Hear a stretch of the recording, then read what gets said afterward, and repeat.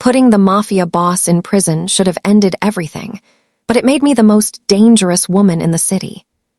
The handcuffs clicking on Minho's son was supposed to be the final note of a long-overdue symphony of justice. Candice had used her mind to turn a temple of greed into a graveyard, expecting to fade back into the shadows of Manhattan with Dante. But the architect's secrets weren't just a scandal. They were an explosion that rocked the global financial foundation. As news headlines splashed her face across every screen, the world didn't just see a waitress who won. They saw a woman who had embarrassed the system by proving its rules were a lie. Now, the very system she exposed is coming for her.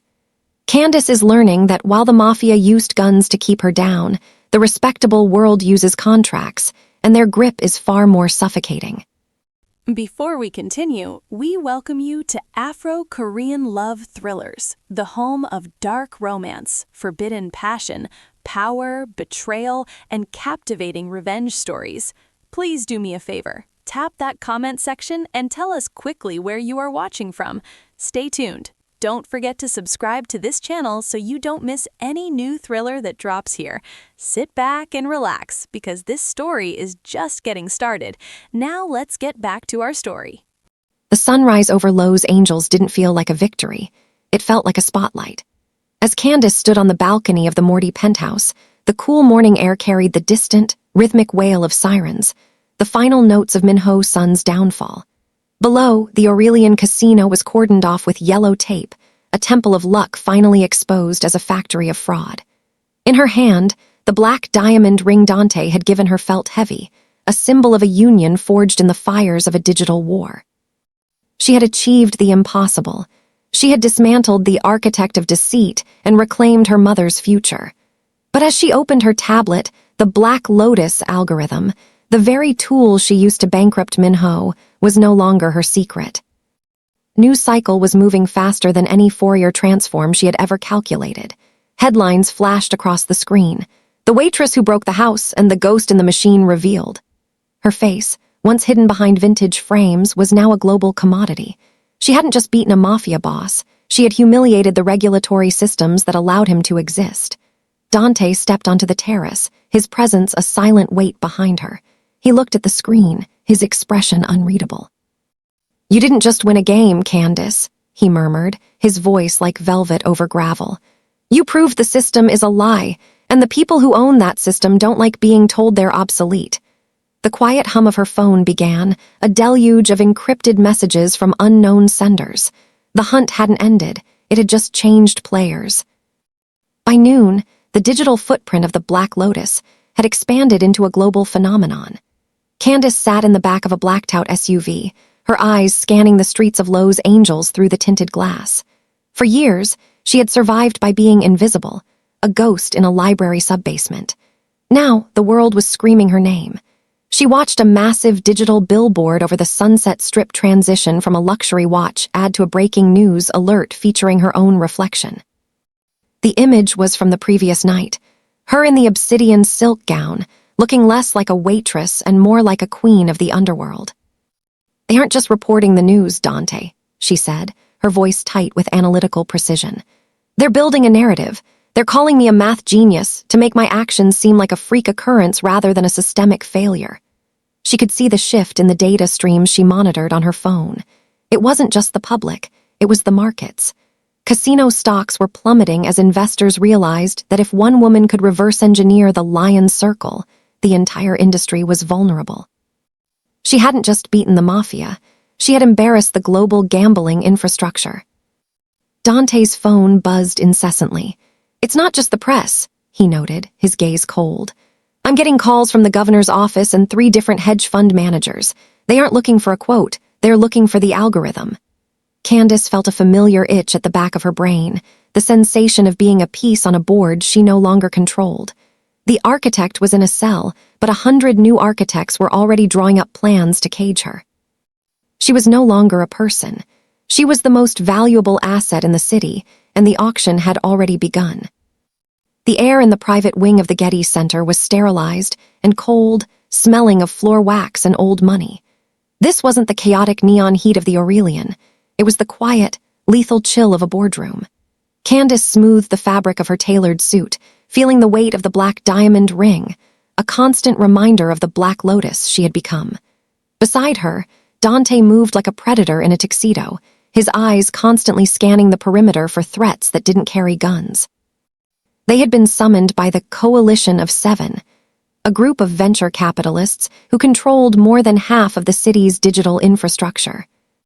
"Miss Johnson Morty," a man named Sterling began, his smile as sharp and artificial as a surgical blade. "Your performance at the Lion's Circle was illuminating. You didn't just win a game, you demonstrated a flaw in the very fabric of risk management." He gestured toward a holographic display showing real-time market fluctuations. "Min-Ho-sun was a brute who used card shoes and haptics. We operate on a much larger scale. We don't want to cheat at baccarat. We want to predict the behavior of the entire Pacific Exchange." Candice watched the data points on the screen, her mind instantly spotting the inefficiencies in their current modeling. They were still using linear regressions for nonlinear social variables, the same mistake Dante had made with his shipping routes before she fixed them. "You want to turn my chaos theory into a weapon for the stock market," she stated, her voice flat and analytical. Sterling leaned in, his eyes gleaming with a terrifying hunger. "We want to give you a throne, Candice. Unlimited data, total immunity, and a salary that would make your casino winnings look like pocket change." But as she looked at the contract they slid across the obsidian table, she saw the ownership clause hidden in the fine print. They didn't want a partner, they wanted to buy the rights to her brain. The meeting at the Getty Center had barely concluded when the heavy doors opened to reveal a man who didn't belong in a boardroom. Senator Harrison Vance walked in with the practiced ease of someone who had spent 30 years buying and selling the truth. While Sterling represented the greed of the corporate world, Vance represented the system Candice had so publicly embarrassed. He didn't offer a handshake, he offered a warning. "You've caused a significant amount of instability, Miss Johnson," he began, his voice a polished baritone that masked a predatory intent. "The feds are still processing Min-Ho-sun's records, and they've found discrepancies that involve people much more influential than a casino boss." Candice felt the temperature in the room drop. Her mathematical mind was already calculating the variables. Vance wasn't here to congratulate her on taking down a criminal. He was here to contain the damage she had caused to his donors.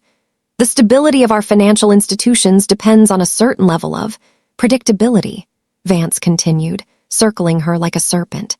"Your algorithm is a variable we cannot leave to chance. If you work for us, we can ensure the Black Lotus is categorized as a matter of national security. You'd be untouchable." He wasn't offering protection, he was offering a disappearance. If she accepted, she would become a ghost in a government basement, her genius buried under a classified seal. She glanced at Dante, expecting the cold fury he usually reserved for those who threatened her. Instead, he remained silent. His eyes fixed on the senator with a look of calculating pragmatism.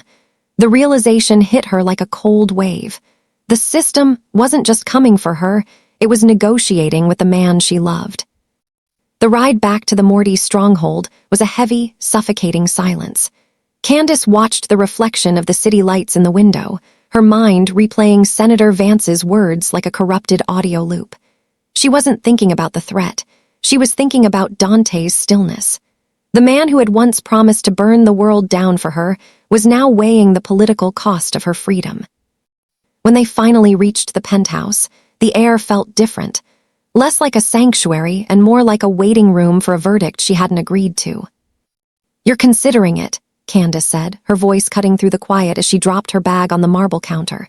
She didn't need a Fourier transform to see the shift in his posture. "You're calculating the trade-off, my autonomy for your East Coast stability." Dante poured a drink, the amber liquid catching the low light of the room. He didn't deny it. "Vance isn't Min-Ho, Candice. You can't just bankrupt him and walk away," Dante replied, his voice a low, dangerous rumble. "He controls the ports, the regulators, and the very ground we stand on. If you take their deal, the Morty name becomes part of the infrastructure. We become untouchable." Candice stepped closer, her eyes flashing with the cold, analytical fire of the Black Lotus. "You mean your empire becomes protected while I become a proprietary asset?" She realized that the protection Dante offered was just another version of the ownership Sterling had pitched at the Getty. Every move they made was being monitored by the corporate vultures she had inadvertently invited into her life. They didn't want her genius to solve the world's problems. They wanted to use her to ensure no one else could ever win again. To them, she was a glitch that needed to be patched into the system, and even Dante was starting to look like the programmer holding the needle. The tension in the penthouse reached a breaking point when the ghost of New York finally showed his hand. Dante didn't just control ports. He managed a delicate ecosystem of power that relied on the very stability Senator Vance was threatening to dismantle. As Candice watched him pace the length of the glass fortress, she saw the shift from the man who had fallen in love with her logic to the man who prioritized his throne. He stopped by the window, looking down at the city he had promised would be hers. "I received word from the New York families," Dante said, his voice devoid of its usual warmth. "They've seen the projections, Candice. They see the chaos your public exposure of the system is causing to our offshore interests." He turned to her, his gray eyes as cold as the Atlantic. "They aren't just pressuring me, they're demanding compliance. They want you to accept the coalition's offer. It's the only way to stabilize the markets we use to move our capital." Candice felt the black lotus within her recoil. Every calculation she ran led to the same result. Dante wasn't protecting her from the world. He was negotiating the terms of her surrender to ensure his own empire remained unbothered. "You're asking me to be their prisoner so you can keep your ports," she whispered, the mathematical precision of her voice cracking for the first time. She realized then that even the ghost feared the system more than he loved her. The man who had saved her from the concrete was now the one holding the door to the gilded cave. The digital siege began at 2:00 a.m. Candice sat in the dark of the library, the blue light of 3 monitors reflecting in her eyes. She had moved her workstation away from the penthouse, sensing that Dante's high-end servers were no longer a sanctuary, but a monitor for her movements. The world was no longer just watching her, it was trying to dissect her. Every piece of code she had ever written, every transaction she had made as the Black Lotus, was being hunted by state-sponsored hackers and corporate forensic teams. "They're looking for the seed of the algorithm," she whispered to the empty room. She could see the intrusion attempts, rhythmic, persistent pulses of data trying to breach her private firewalls. It was a global manhunt conducted in binary. The coalition of 7 and Senator Vance's team were using a combined processing power that should have been impossible to outrun. They wanted the Black Lotus algorithm not just to win, but to ensure that the system she had embarrassed could never be threatened again. She watched as a specific signature bypassed her secondary layer, a signature she recognized from Dante's private network. He wasn't just pressuring her, he was allowing them access to track her logic. A cold, sharp clarity settled over her. She was being treated like a rogue variable in an equation that needed to be balanced. To the corporate vultures, she was a product. To the politicians, she was a threat. And to Dante, she was a bargaining chip. They thought they could map her mind, but they forgot that a cornered genius doesn't just defend. She rewrites the reality of the hunt. The physical contract arrived in a case of brushed titanium, hand-delivered to the library by Sterling's personal security. It was a masterpiece of legal entrapment, 300 pages of dense, obfuscated prose that Candice's mind dismantled in seconds. As she scrolled through the digital copy on her tablet, the Black Lotus algorithm highlighted the predatory subclauses in red. It wasn't just a non-compete agreement. It was a total transfer of intellectual and biological sovereignty. Paragraph 42, subsection C, Candice read aloud, her voice echoing in the hollow library. The user's cognitive outputs, including subconscious patterns and future theoretical frameworks, become the exclusive property of the coalition. They didn't just want her math, they wanted to own the way she thought. They were trying to patent her very intuition. The realization of the betrayal's depth hit its peak when she found the digital signature of the Morty legal group on the witness line. Dante hadn't just encouraged her to sign, he had helped draft the terms of her imprisonment. He walked into the library minutes later, the scent of expensive tobacco preceding him. He didn't look like the man who had given her a black diamond, he looked like a warden. "The coalition is losing patience, Candice," he said, standing over her. Vance is threatening to reopen the Aurelian case as a federal RICO investigation. If you don't sign, I can't protect you from the concrete Minho promised. Candice looked up at him, her eyes as cold as the equations on her screen. She saw the truth. Dante wasn't afraid for her. He was afraid of losing the stability her surrender would buy him. The man she loved had become the final variable she needed to eliminate from her life. The air in the library felt heavy with the scent of old paper and the ozone of overworked servers. Candice didn't look at the titanium case. Instead, her fingers danced across the keys with a rhythmic, lethal precision. Every line of code she wrote was a counterstrike against the ownership clause. Dante stood by the window, his silhouette a dark reminder of the man who had promised her a kingdom but was now delivering a cage. He believed her silence was submission, but her mind was actually a fortress of cold logic, calculating the exact trajectory needed to dismantle two empires at once. "You think the concrete is a threat, Dante?" she asked, her voice a low vibration that didn't tremble. She wasn't just defending her autonomy, she was weaponizing the very data Dante had helped the coalition track. She had already initiated a chaos theory algorithm that would scramble the coalition's market predictions the moment they tried to integrate her Black Lotus seed. Simultaneously, she mapped the linear scheduling flaws in Dante's New York ports, vulnerabilities she had once fixed, now reverted to their original, leaking states. The cost of his betrayal was the very stability he craved. As the clock neared 3:00 a.m., Candice felt a white-hot fury settle into a singular, burning desire for freedom. She had saved his empire once, and now she was calculating the variables required to watch it burn. She didn't need a savior. She needed a clean slate. She reached into her bag and pulled out the black diamond ring, placing it on top of the predatory contract. "The calculation is complete," she whispered to the flickering monitor. "The only way to win this game is to delete the board." The silence of the library was shattered by the sharp, metallic clink of the black diamond hitting the titanium case. Dante didn't move. He simply watched as Candice stood, her trench coat cinched tight like armor. The Black Lotus had finished her work. With a single keystroke, she released a virus that didn't steal money, but truth. Across the globe, the encryption keys for the coalition's private servers and Dante's port ledgers were uploaded to a public blockchain. "I didn't beat the Mafia just to be owned by a more expensive version of it," Candice said, her voice cutting through the room with the force of a landslide. Sterling.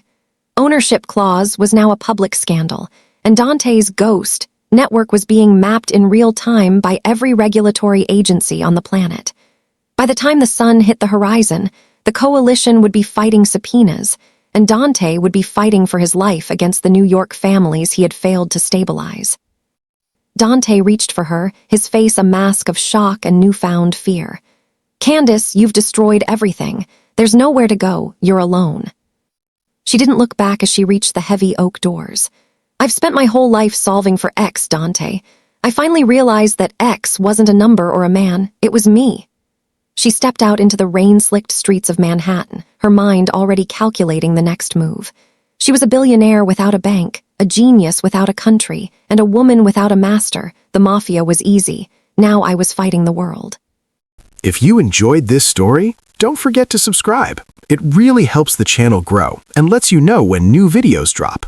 Lastly, and turn on notifications so you never miss a video.